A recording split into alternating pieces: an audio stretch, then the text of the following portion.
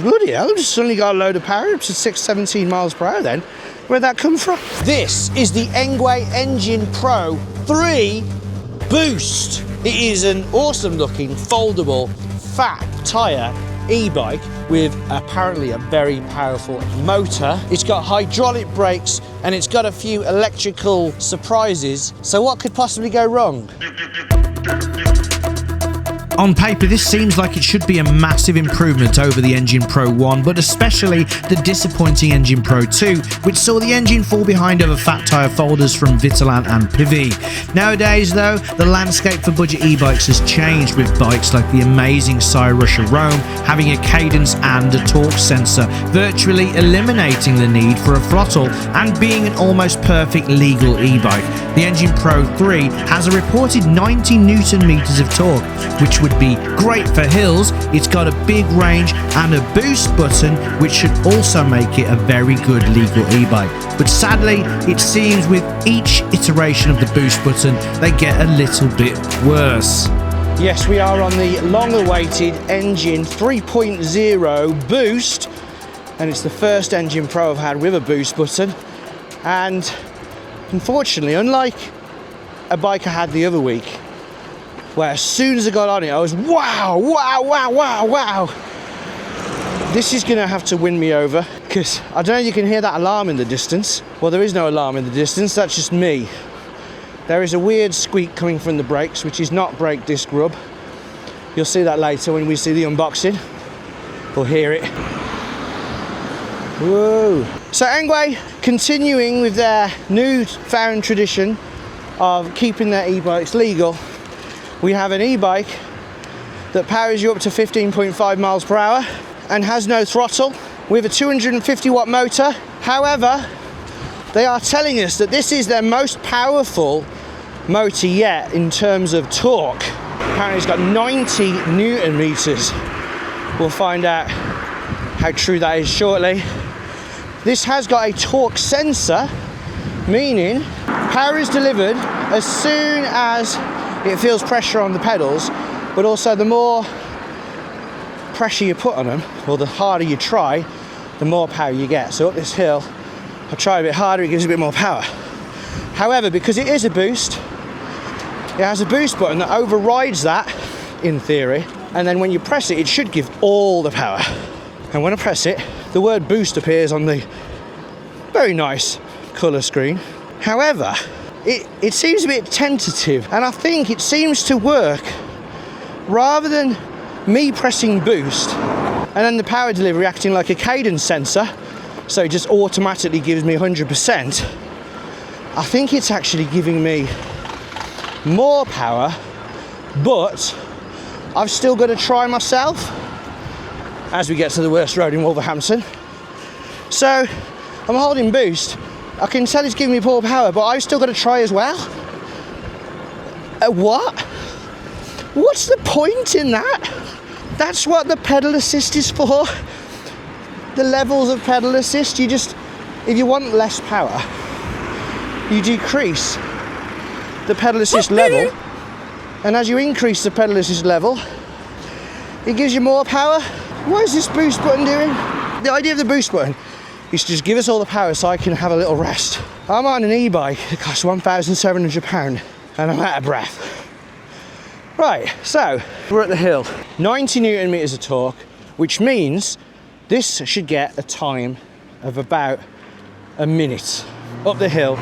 Bearing in mind it is locked to 15.5, but also the boost button doesn't seem to work properly.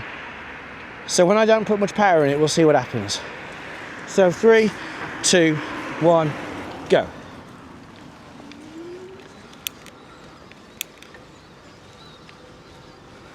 So right now, because I'm holding boost, it should really be trying to get me up there, but it still wants me to put effort in. Right, Engwe, listen to this. I am going to tell you how you need your boost button to work to make it the best boost button in the world. I don't know who you've got in the labs deciding how this is meant to work, but no offense, they need to be moved to a different department. Have the torque sensor, that's fine, because I like the fact that when you push down on the pedals, you go straight away. but the boost button should deliver 100% power as long as you are pedaling however lightly. So right now I should be getting 100% power, but I'm not, because I'm not pedaling enough. Even though I am pedaling, it's still going up though. I can tell your motor is powerful, but your boost button is not working as it should.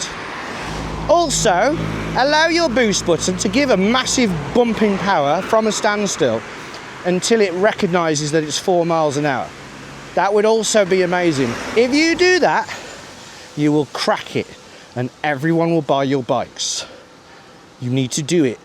Stop disappointing me with this Engine Pro. I love the Pro 1, the Pro 2, and so far the Pro 3. I've been incredibly disappointed. And stop. Right. What I'm going to do is I'm going to go down and I'm going to see how fast I can get up if I'm actually putting the effort in. While I'm going down the hill, I have got to talk about the looks of the bike, because for years, all these folding fat tyre bikes, they pretty much shared the same 1, 2 or 3 body designs. They're all very chunky, they're all very rectangular. And it's nice to see that Engwe have decided to spruce up the design of this, and it does look very nice. Let's turn all the power off actually. So on 0 power, trying to get with 0 power is really hard because it's a heavy bike. Let's have a quick look at how heavy the bike is. The gross weight was 40 something kilograms. The bike weight, it says, is 34.7 kilograms. I measured it at 37 kilograms with a camera. So, well, yeah, don't know what them two numbers are then, but it is fairly heavy, as you can see, and you wouldn't want to take it up the stairs, but luckily you can charge it. You can charge the battery when the battery is not connected to the bike, and unlike previous Engine Pros where the battery was inside there, the battery's right there, and I can get at it really easy. Little twist, pull, don't even have to touch the saddle, and there is the Samsung Celled 15 amp hour, 720 watt hour, 48 volt battery. Let's get it back in. So push it in at a bit of an angle. Oh, there's that alarm. Slot it in and then it's done. You don't need the keys to run the bike. And it's meant to be good for 50 miles. This is about 80 kilometers if you're on pedal assist 5. But if you go to a low pedal assist, you can do 80 miles, so about 110, 130 kilometers. Right, let's fold the bike then. So pull that, crack it open. It's a bit stiff. Oh my god, it's very stiff. Right, it lands on that little thing, which is handy because it protects the chain ring, and then pull that one and goes down like that. And as I always say with foldable fat tyre e-bikes, it's more for storage. It's not like you're going to fold it and put it on a bus. It's more for putting it in the shed and keeping it out of the way. So it is quite handy for that. But if you were to somehow get this on public transport, you'd probably want to keep it unfolded, unless they made you fold it, because sometimes they do that. Probably needs a bit of grease though, because it's very stiff. My days. Wow, that's an impressive Halloween display. Ooh, right, really hard, so I'm going to turn it on. So, it's made it easier. I am trying now. Let's see if boost button makes any difference. And it does. I'm getting the extra power. And I am getting up a hill that ordinarily I wouldn't be able to get up. I'm still putting a bit of effort in. It's just a bit underwhelming. It's making me bring up my breakfast. There you go. It's not too bad. Now I'd like to chill out now. I'd like to pretend I'm going to work and I don't want to be sweaty. Because if an e-bike can't deliver that, then what's the point? So yeah, going along. I am still tired because I've just gone up the hill. But now I've got a big headwind. I'm going 15 miles an hour, which, by the way, if you go on a bike ride with family, friends or whatever, go to a park, then 15 miles an hour is actually plenty. People who want to go on roads at like 30 on an e-bike, you can't argue against the people who say get a moped, because if you do want to go 30 on the roads, you've got to buy a moped. That's just the rules. Whenever I've asked for extra speed on an e-bike, I'm saying 20, and I think some sort of regulated e-bike that goes 20, oh bloody hell, just suddenly got a load of power up to 17 miles per hour then. Where'd that come from? But yeah, I mean, if there was a level, like you've got your 125, you've got your moped that goes 30, if you had like some sort of regulated e-bike, they go, oh, those tyres, oh, squidgy widgy e-bike that goes 20, that'd be great. I'm not asking for 30, even 19 is quite good. But anyway, back to the Engine Pro. Right, it does let you set off straight away, and this dual suspension is quite comfortable. This bike does have its plus points. You can lock out the front suspension. The rear suspension has a decent amount of travel, not loads, but a decent amount. Let's check it out on an hour test.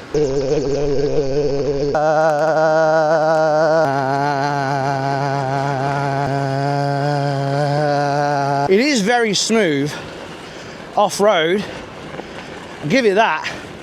Very impressive. So if you are on a commute that has the off-road sections, to be fair, this is going to feel very nice. And if you are happy to do a bit of pedaling, it's going to be great to deliver power when you want it. Not too much power if you're pedaling lightly, a bit more power when you're pedaling a bit more vigorously. It's all right actually, off-road. It's quite good. It's probably at home like this. Not fully off-road, not jumps and stuff, but gravel and that. So, decent off-road performance, partly due, obviously, it's got the dual suspension, which is very nice, and the chunky 4-inch wide, 20-inch diameter tyres, but I like the fact that they've put road tread rather than knobbly off-road tread, because most of the time you're going to be on the roads, but if you need to go on trails, they'll still be okay. The gears aren't as good, sadly, as the Engine Pro 1, but the Engine Pro 1 was a bike that could go 30 miles an hour, and it was good that the longer gearing, the 8-speed Shimano Altus, would help you pedal and keep helping at over 25 miles an hour. Since this bike is meant to be going only up to about 16 miles an hour, there is kind of no point. But I'm still glad they've stuck with the undershifter Shimano, because I do really like that, where you shift it with your thumb and your index finger. If I try to go fast now, I'm 21, 23, I can feel the burn, 24. So you're really, really fit. You might be able to go for long distances about 23, 24 miles an hour, but the gearing is not helpful at those speeds. Whew. There are a few other cool things about this bike, like the app and its little module down there. See that? Let's talk about that. And a great feature this bike has, as it starts to rain, is it does connect to the app, and it's got this little unit here, and if I turn it off, it knows when you start moving it. There we go. Red light comes on, if you can hear that. So you don't like it. It doesn't like the bike. You can still take it away, and you can also just turn it on and then it won't do it. However, with the app, you can track the bike, and it's got inductive unlocking, meaning you can have it unlock when you're close with your phone, and then when you don't have your phone, or rather you go away, it locks automatically, i.e. the alarm will always go off. However, people will still be able to ride it away if they unlock your bike, just like a normal bike. There'll just be this annoying siren. But to be fair, most people won't hear because it's not very loud.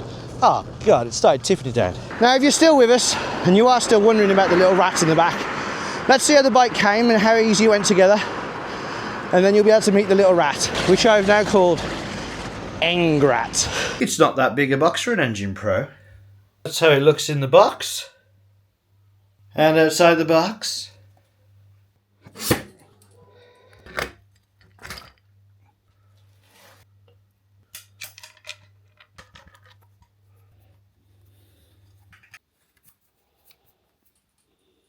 Get the pedals on, get the nice chunky stand on, get the rear mudguard on, get the chunky rear rack on, Get the rear light on.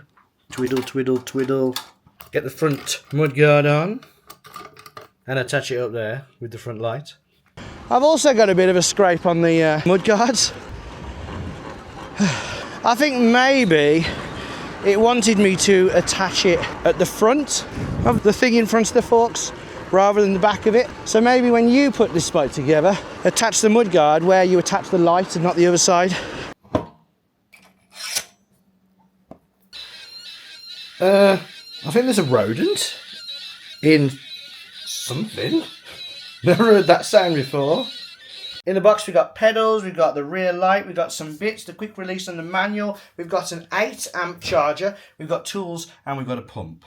Lift up the flap, plug it in, and the 8 amp charger will charge the 15 amp hour battery in under 2 hours. Monster. Oh, right, bell's alright. Decent volume, good for pedestrians. The screen is nice and bright. Press I, cycle through. So trip's always there. Trip's 3.8 and it stays.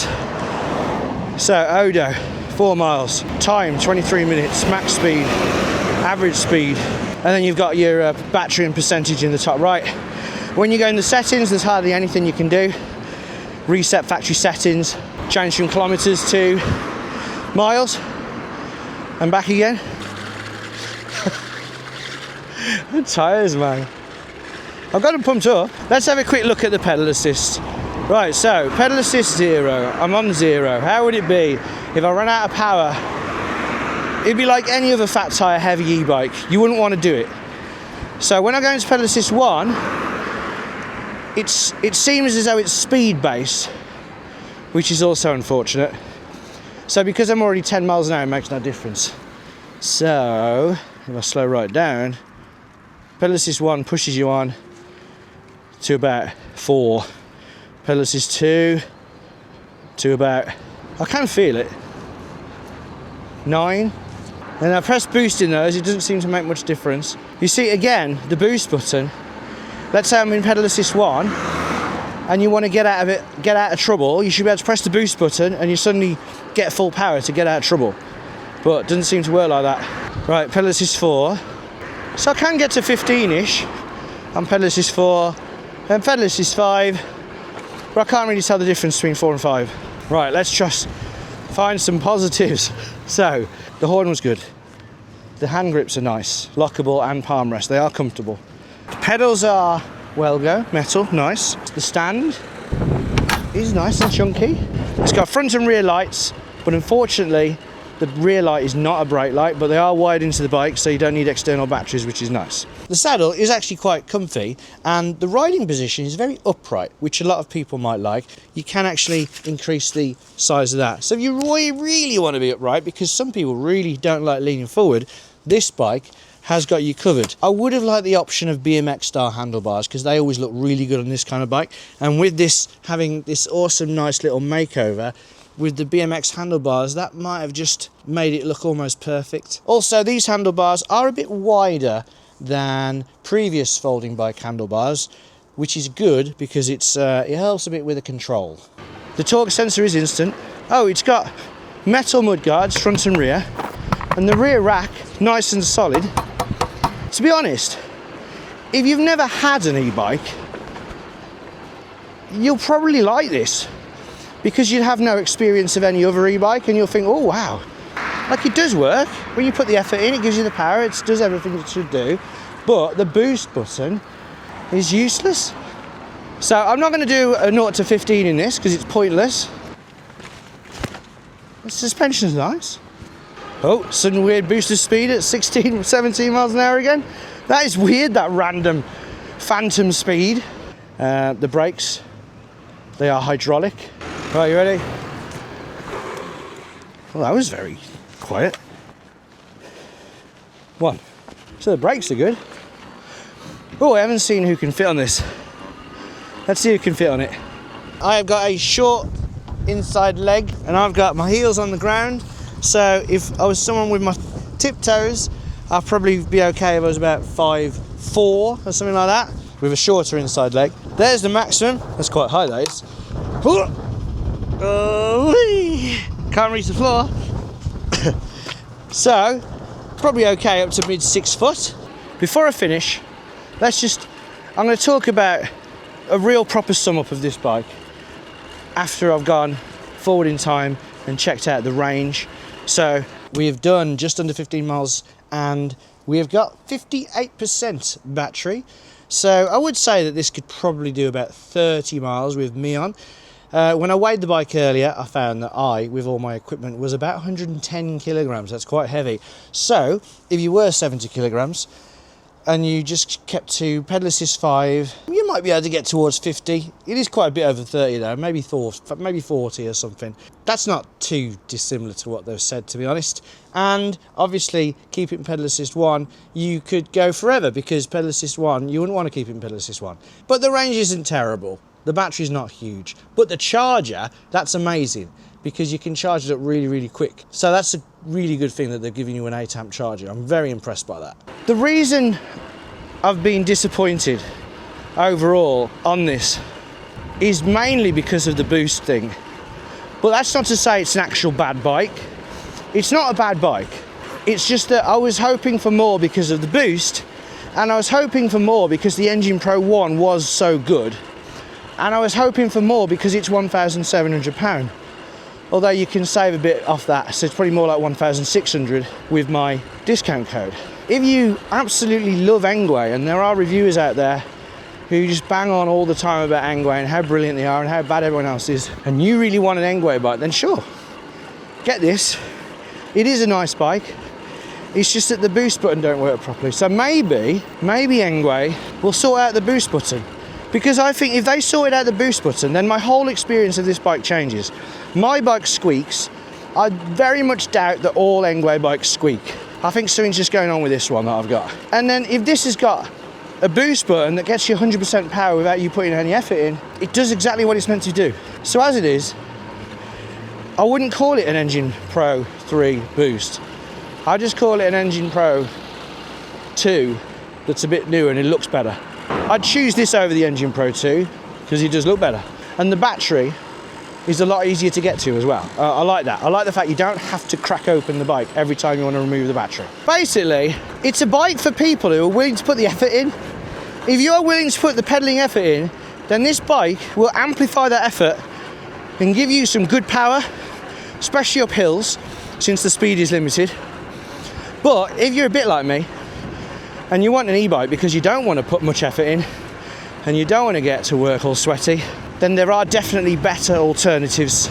You might want to look back to a similar bike. They probably won't appreciate if I mention it, but this other bike I reviewed recently, that cost £1,400, has a cadence sensor and a torque sensor, and it is brilliant. That was amazing, and I could not stop smiling for the whole review. If you're not sure what it is or you can't find it, just ask us in the comments. If you do want to get it still, check out the link in the description. It will be an affiliate link, and if you do use it, it will help the channel. It won't cost you any extra, it'll just take you to their website, as if you were on Google, but it gives us a bit of commission, helps out. But even if you don't use that, don't forget to use the discount code to save a bit of money. Also, but anyway, if you are still here, I do apologise if I've appeared a bit negative in this one, but thanks for staying and sticking around. If you enjoyed it, do give us a thumbs up. If not, thumb us down, tell us why in the comments so I can improve, and thanks for being here still, and until next time, ride safe.